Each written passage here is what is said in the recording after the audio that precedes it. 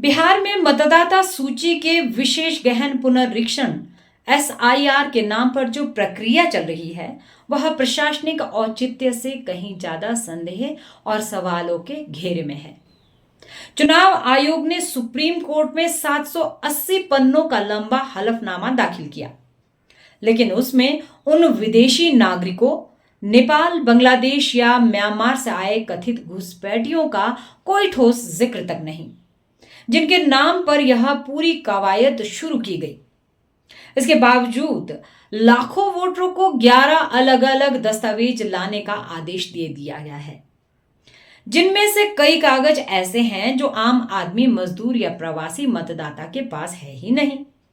तेजस्वी यादव ने विधानसभा में इसे नागरिकता की आड़ में मतदाता का अपमान बताया, जबकि मुख्यमंत्री नीतीश कुमार इस पूरे प्रकरण पर चुप्पी साधे बैठे हैं।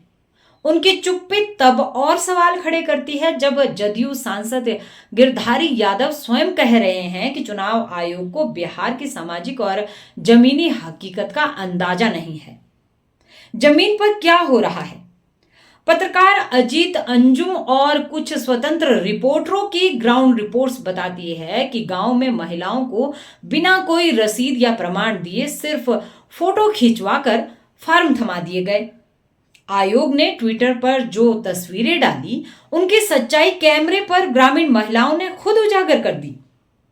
आयोग कहता है कि आधार, राशन कार्ड और वोटर आईडी अब विश्वसनीय दस्तावेज नहीं है, जबकि इन्हीं दस्तावेजों को वर्षों से चुनावी पहचान के तौर पर स्वीकार किया जाता रहा है। यही नहीं, झारखंड विधानसभा चुनाव के दौरान चुनाव आयोग ने खुद स्वीकार किया था कि आधार से पहचान सत्यापित हुई थी। तो सवाल उठता है, एसआईआर एक निष्पक्ष प्रक्रिया है या लोकतंत्र के खिलाफ एसओएस? 4.5 करोड़ प्रवासी बिहारी जो देश दुनिया में फैले हुए हैं, वे 25 दिनों में 11 दस्तावेज कैसे लाएंगे? और जिनके मृत परिजनों के नाम हटवाने में वर्षों लग जाते हैं, उनसे अब क्या उम्मीद की जा सकती है? भारत के संविधान के अनुसार नागरिकता तय करना चुनाव आयोग का नहीं बल्कि केंद्र सरकार और गृह मंत्रालय का कार्यक्षेत्र है। ऐसे में नागरिकता साबित करने की जिम्मेदारी मतदाता पर डालना संवैधानिक सीमाओं का अतिक्रमण नहीं तो और क्या है? सबसे बड़ा सवाल यह है कि यह सब किसके इशारों पे हो रहा है? मीडिया का बड़ा वर्ग इस पूरे प्रकरण पर चुप है। बस कुछ स्वतंत्र पत्रकारों की रिपोर्टें ही इस डिजिटल वोटर सर्जरी के पीछे की परतें खोल रही है। अगर मतदाता सूची को एक खतरनाक प्रशासनिक औजार बना दिया गया तो यह सिर्फ बिहार नहीं, पूरे देश के लोकतंत्र के लिए खतरे की घंटी है। क्या यह एक सुनियोजित साजिश है जिसमें प्रशासन की चुप्पी और सत्ता की सहमति शामिल है?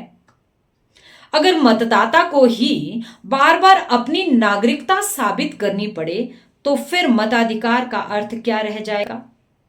अब वक्त है कि मतदाता खुद सवाल पूछे, वरना अगला नंबर किसी और राज्य का भी हो सकता है। अधिक जानकारी के लिए हमारे साथ बने रहे, यानी अखंड भारत 360 के साथ। धन्यवाद। इस तरह की रोचक वीडियो को देखने के लिए हमारे अखंड भारत पेज को फॉलो करना ना भूलें।